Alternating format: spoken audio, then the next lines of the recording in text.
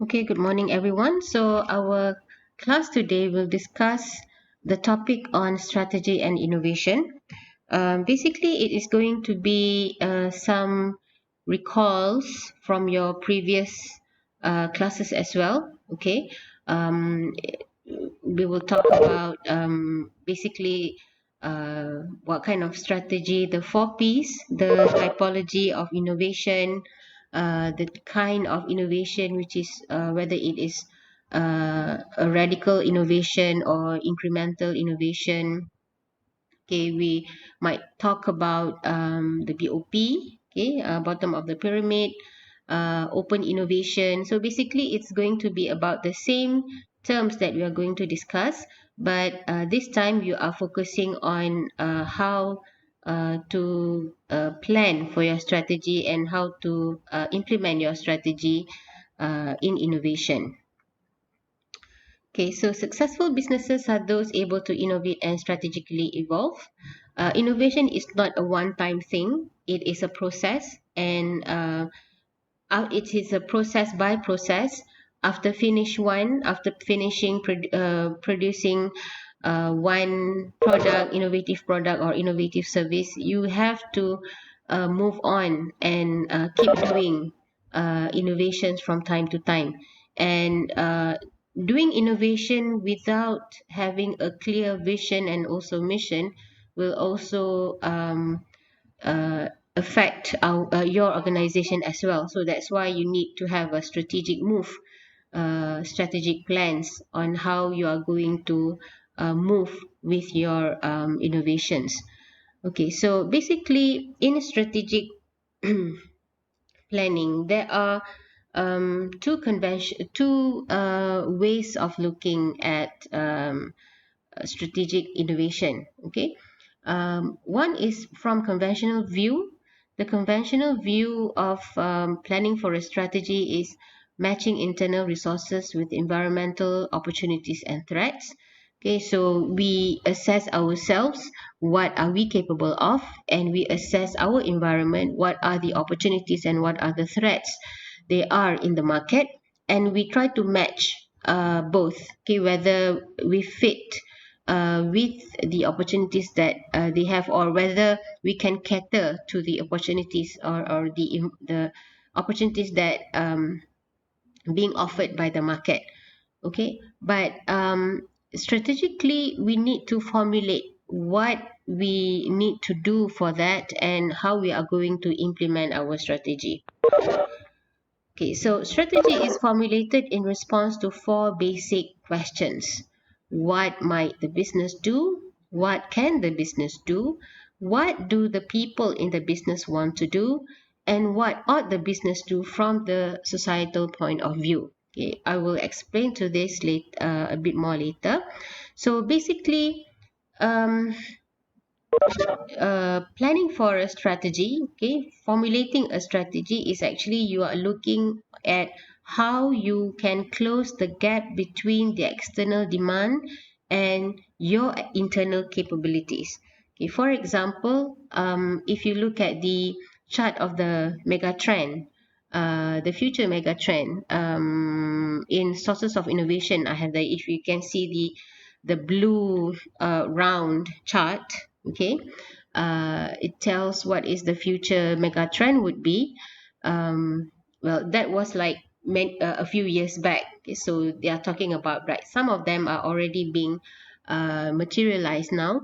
Okay, so for example, one of the thing that was outlined in the future mega trend is autonomous driving, autonomous cars. Okay, so all this while, we have a car, we have the many technologies of car, we have electric cars, we have hybrid cars, and so on. We have solar cars, we have cars using H2O as the source of energy, but uh, all are the same. We still need drivers to go from one place to another, whether we are driving or another person driving. But autonomous cars or autonomous driving can let the car bring you from one point to another point without you having to drive. Okay, so for example, after driving for some time, you feel very tired or you feel very sleepy, you can set the destination where you want to go, and the car will drive you and you can sleep in the car. It is already being materialized by Tesla cars, although there are some problems with that, but basically the technology is there already. So for example, if you are in a car producing business, so you are looking at the potential of autonomous cars as a future mega trend. So at the present moment, you need to assess what are your capabilities. Are your organizations or your companies able to, have the technology of doing the same or producing the autonomous driving or autonomous cars? If not, are you able to open up, okay, to the networks that you have, um, uh, to the industry to absorb the new knowledge? And are you able to transfer the knowledge from outside into your organization so that you can step up to have your own technology and also to expand from it? So internal capabilities doesn't mean that if you are not able to do something, uh, meaning to say that to cater to the external demand, because you do not have the technology, or you do not have the capacity for it, it doesn't mean that it stops there. In innovation, if you think that you don't have it now, you can build up your skills and also your capabilities in order to meet with the external demand. So uh, your strategic planning for innovation should be how you are going to close that gap between your internal capability and also the external demand. Okay, all right. Now, strategy is a war of movement. Okay, and success depends on the acute anticipated and response to market trends. uh, and market trend is also sometimes it's not stable. We sometimes we cannot predict consumer behavior. So innovation foresight is very important. At least we have the knowledge, or we can predict where the trends are heading towards. Okay, so let me share you another slide so that it's easy for me to explain. um, Hold on. So in the topic sources of innovation, okay, we have this, okay, the mega trends, okay, which is the also the innovation foresight of what is going to happen in the future. Okay, so for example, okay, we have for example, in terms of connectivity and convergence, the future is predicted to have 3D and 4D printing. 3D is already here. Okay, 4D printing might come very soon.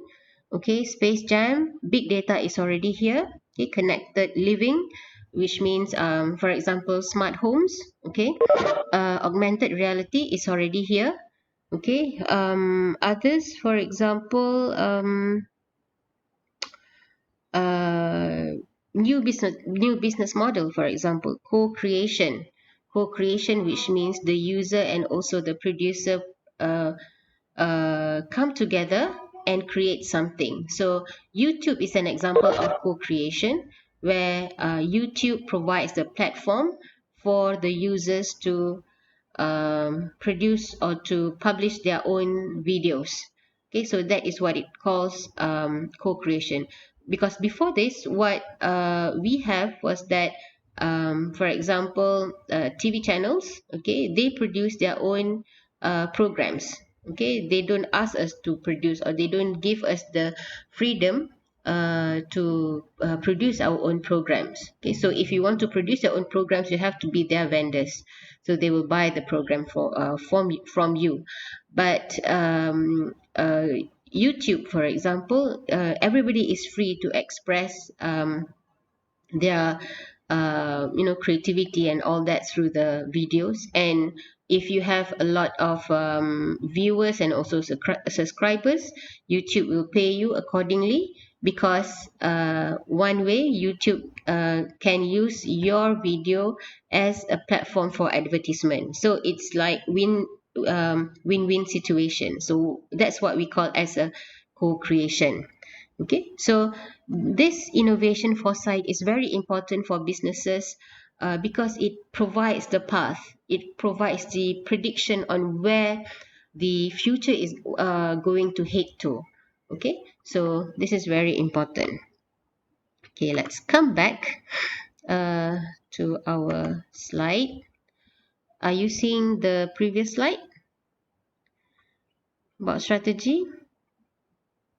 Yes. Okay, so long-term survival requires the capacity to deal with environment disequilibrium through innovation and learning. This is well, the sentence is a bit difficult, but environmental disequilibrium means um, the environment that is not stable.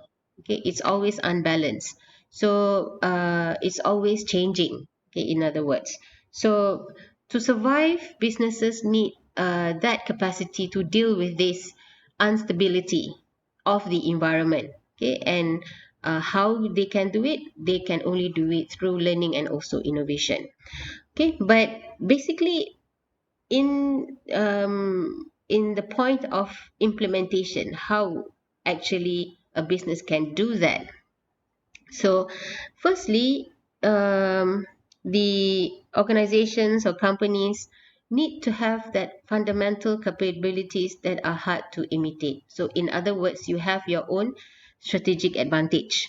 Okay, and it can be in two ways. Okay, one, you have your own assets. Okay, for example, you have a brand name, or you have exclusive access to distribution channels, or you have patents. Okay, to protect your technology or your inventions. And another fundamental capability that's important is your skills. Okay, so your firm able to do better than the others.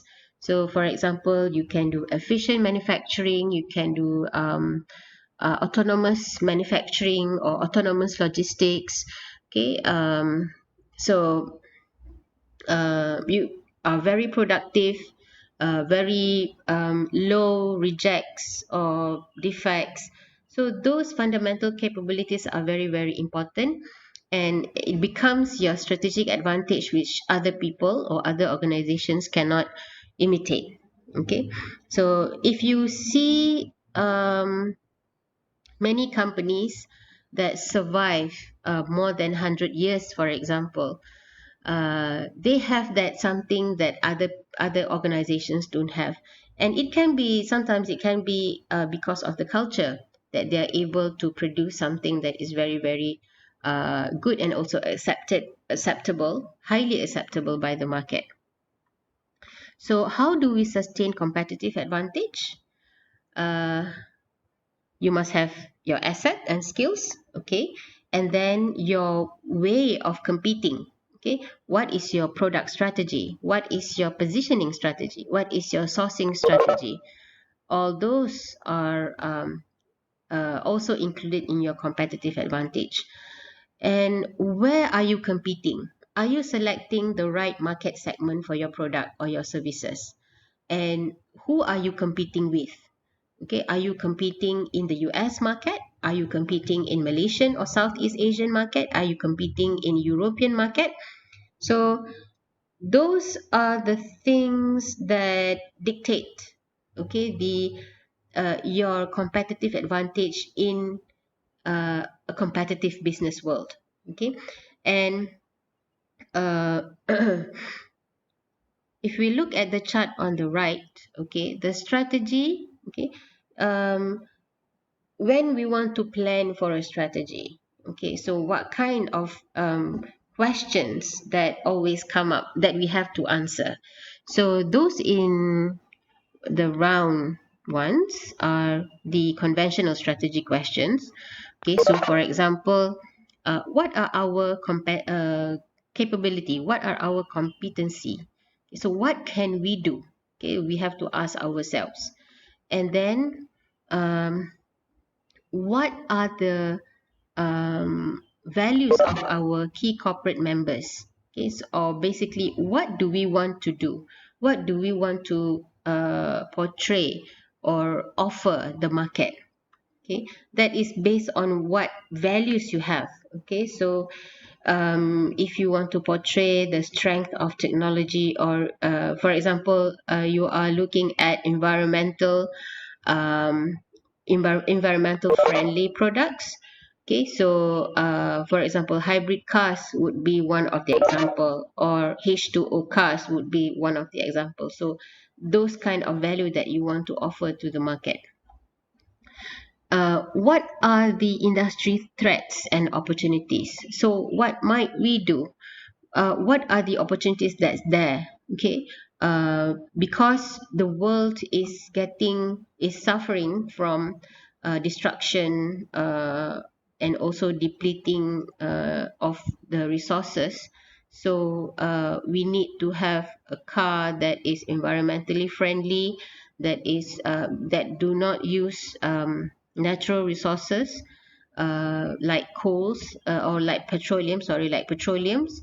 So the opportunity is that if you are able to produce a car that uses, for example, water, which we can recycle, okay, we can use from time to time. So it can be a good opportunity for the market. That's a huge market that we can target on. Okay, so those kind of things. And number four, what are the social requirement or social foundation that you want to address as your social responsibility? So if you want to, for example, you have a handphone company, and in the handphones we use a lot of materials. We use copper, we use plumbum, we use many things. We use gold even in our handphones and electronic devices. So where do we source these things? Okay, where do we source these materials? Are child labor involved in this kind of activity, even though you are not involved in it directly, but your vendor might supply you something which they themselves involves the child labor, for example. So my husband, he's working in a Japanese multinational company in Malaysia, and he once told me about they are now supplying for iPhones, the parts for iPhones. So that was their first time, okay, being iPhone or Apple's supplier. So he said one point that is very, very different about Apple, compared to other companies, is that Apple does not only audit the material or the parts that they are supplying, but they are also auditing the practice of the company, of the supplier's company. So, for example, are the workers having enough rest, or are they working not are they not overworked? Okay, like they have overtime for more than a stipulated or fixed hours of the company. Let's say they cannot work more than 60 hours, for example, 60 hours per week, for example. So they will check whether the operators that are involved with the production line that produces the part for them are not working overtime, I mean over the limit. So up to that level they will check. Okay, so uh, these kind of things are actually building up also the brand name of the company as well, the producers company as well. Okay, that's the conventional strategy questions. So how about the new strategy questions? The new strategy questions are those in rectangles. Okay, so what new capabilities are we committed to develop? Okay, so based on what can we do, what the industry threats and opportunities, what do we want to offer, what ought we do? The foundation actually is we are asking ourselves what new capabilities are we committed to develop, because the new capabilities will involve all this actually, and the new capabilities will actually uh, bring you to another level if you want to develop yourself, okay, with a new capability. So this new strategy is very important. How can we shape tomorrow's value system to create new possibilities in partnership with stakeholders? So this is a new question, new strategy question. Okay, so in the past, organizations don't really think about co-creation with the stakeholders, or partnership with the stakeholders. But now we cannot remove the stakeholder from the involvement in producing our services or our products, because we are now in an open communication world. What we do is being seen, is transparent, and people can comment you anytime on Facebook or Instagram or whatever on social media. So you need to include their opinion as well. You, as much as possible, you need to work together with them and create new value system and new possibilities. Although we have also discussed that customer is not always right. Okay, you don't have to seek for opinions from your customers all the time, but working together is actually very important. Okay, you need to work with your customers, you need to work with your stakeholders. At the same time, you can push your technology what you have, but also fit it with the needs of um, the market as well. Okay, and you will adjust from that. Okay, so what are the generic strategies for innovation?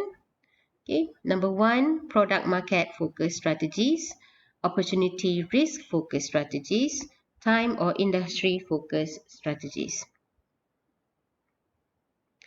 So for product market focus strategy, okay, there's Porter's generic strategy. Porter is Michael Porter, okay, very famous in marketing and also strategic management.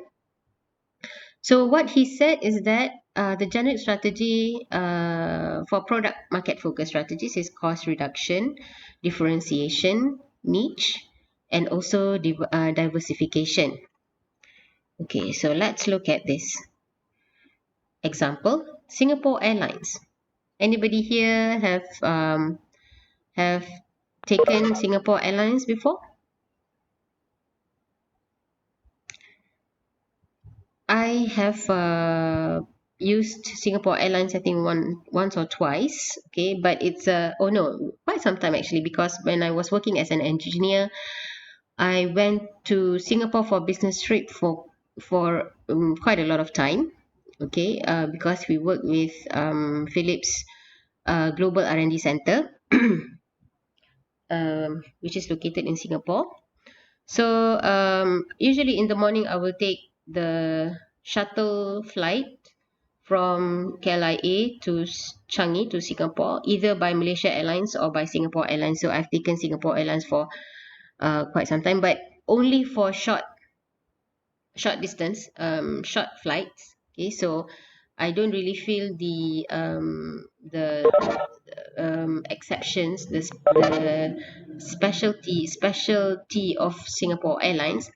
But maybe if you use it for a long haul, then you will find Singapore Airlines, uh, the excellent service of Singapore Airlines.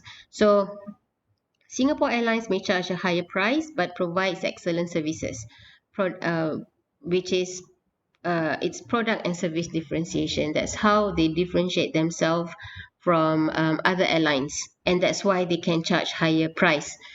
because of their excellent product and services. Niche marketing, okay, niche, an attractive niche provides distinct sets of needs. Okay, you can pay premium for it. People pay premium for niche services and also niche products. They don't attract competitors that much because the competitor will need special skills for it.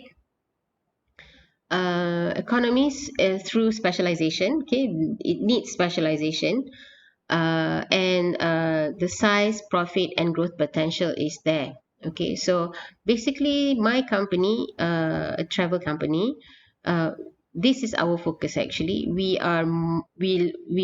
prefer to offer niche services because there are already so many travel companies that offer uh, tour packages, standard tour packages where you go and just for leisure.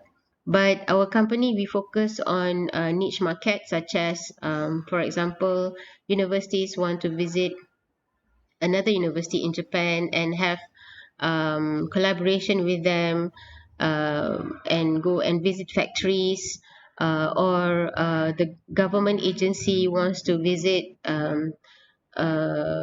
another government agency in Japan, also, or meet with the industry people in Japan. So those things require specialization, not only in Japanese language, Japanese culture. It also require us to develop our networks in Japan, wide network in Japan, so that whenever our customer wants something special, something like this, we are able to link them with our network in Japan.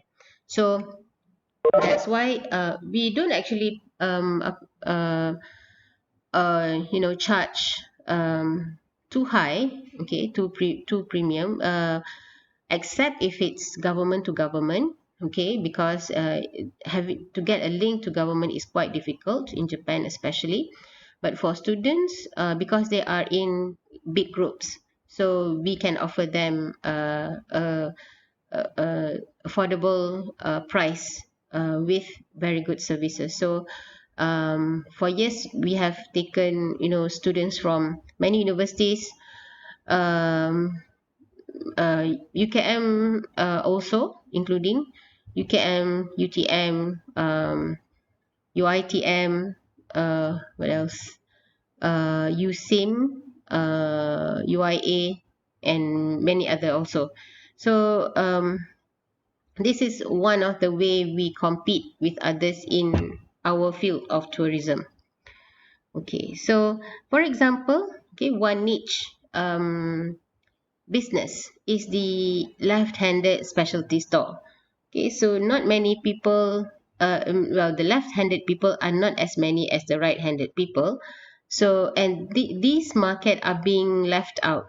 Okay, not many people, not many businesses focus on people who are lefties or left-handed. Okay, so this is one opportunity, okay, for business. Okay, so if you want to buy gifts for left-handed people, or if you as a left-handed people you want to get things for yourself, okay, like scissors for example, it's difficult to find scissors for left-handed people, okay, and so many other things actually, okay. uh, so this is one of the ways, okay, of having a niche kind of business. Okay. Um, all right. So opportunity risk focus strategy number two. Okay. So in the business world, if you are the entrepreneur, okay, you can be classified in either one of these uh, kind of strategy, or kind of people, I think, because entrepreneurs will shape the personality of the entrepreneur, will somehow shape how they do business and how they plan for strategy of their business. So there are four. defenders, the prospectors, the analyzers, and also the reactors. I think the class will end anytime soon. Okay, but I will just continue until it abruptly finish. Okay, so defenders are the kind of strategy, okay, that focus on narrow product market domain. Okay, and they don't search outside of their domains for new opportunities. Usually they are very niche. Okay, they seldom make major changes to technology structures and operation, and they stick stable environment, so they're quite protective. They are not high risk taker. Okay, the defenders are not high risk taker. On the contrary, the prospectors, okay, they continuously search for market opportunities. They are the first in to new products and market areas. They have many projects which will not be successful. Okay, but perhaps some of their risky projects are very successful, that they can cover the not successful ones. Okay, because high risk high return.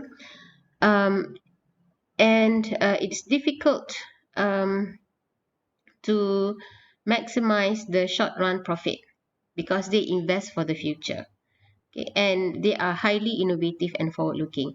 One of the example that I can give is Tesla. Okay, the company Tesla, they are always ahead in technology. If you read about SpaceX, how they changed the idea of launching a rocket and getting it back, and you can reuse the same rocket for another trip. Okay, so because before this, what we have is, if we launch a rocket, then when it comes back to the earth, it will crash onto the sea and we cannot use it anymore. Okay, so you spend so much money just for that one time project.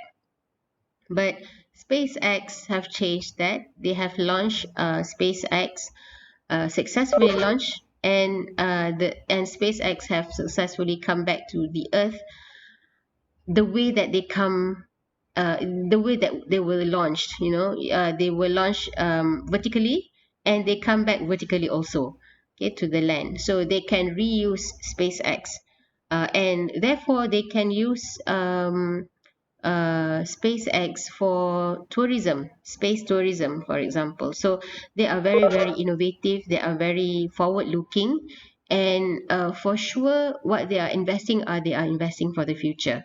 And of course, it is very difficult for them to maximize their short run profit. Okay, because the investment would be very huge. Number three, the analyzers. Okay, so organization that use this kind of strategy, they operate in both stable and changing market domains. They seldom be the first in with the new products, but they frequently be the second in with more cost efficient product or service, and usually they choose to imitate. So the analyzers, they will analyze first, the first mover, okay, the first organizations who come in, or the one who were the first ones to adopt new technology. They will first analyze, they will first watch, observe. Okay, then after some time, if they see that this is viable, okay, the market accepts that technology, or the new idea, then they will come in as the second mover. And what they do is they will compete based on cost of efficiency. They will slash the cost, okay, and make it more competitive in that way. Okay, and last one are the reactors. Okay, they encounter change and uncertainty in the environment, but are unable to respond effectively. So this kind of strategy is not really good. Okay, they are not able to execute what they should. Okay, they seldom make adjustments according to environmental pressure, and they often fail. So don't be reactors. Okay, you can be the first three. Okay, there's nothing wrong about the first three, but please avoid being a reactor. Okay, you can also analyze yourself based on this classification actually. Okay, so for myself, I think I find myself in the defenders type. Okay, I love niche things, but I always seek for stable environment. If I am investing, I don't invest in high risk portfolios. I prefer to invest in a more stable, although small profit, but the stable ones. Okay, so these are four types of opportunity risk focused strategies. Um, and for time, industry, and competitor focused strategy, okay, so competitors focused strategies is how actually you maneuver the competitors, how you observe, how you play around your strategy with not suiting what the competitors do, but your competitors will be your reference first. Okay, so what your competitor will do will be something that you will take into consideration, and then you plan for your own strategy or you change your own strategy. So that's the kind of time, industry, and competitor focused strategies. Okay, so you can read from here. Okay, the pioneer competitive orientation, if it's a pioneer, the first in, they are the first entrant. Okay, the opportunity risk type is prospector. Okay, and product market, they usually are the differentiator. Offensive strategies, okay, they look to the future, that the things that people don't really think of. Okay, um, and usually they are the radical ones. Okay, they come up with radical innovations. Okay, the fast follower, early entrant, outpacer, prospectors, analyzers, imitators. Okay, their strategy includes differentiator, low cost, and also hybrid. Late follower, late entrants, put pacer, leapfrog. They might be the defenders, the reactors, and also imitators. Okay, so depending on your organization's personality as well, and also the market needs. Okay, so you are matching both two. You can pick any one, and sometimes even for different product you can use different strategy. Not all product or all services that you offer will have to follow the strategy as a prospector. No, some products you can be as a prospector, some products or services you can be a defender, okay, or analyzer. So that will depend on how you calculate your own risk, and also you how you carve your own future to survive in the business world. Okay, so I think we finish here for the first session. Okay, we will come back at 9:40. Okay, we'll have 10 minutes break. Come back at 9:40 and for the second session. Okay, thank you. Okay, thank you.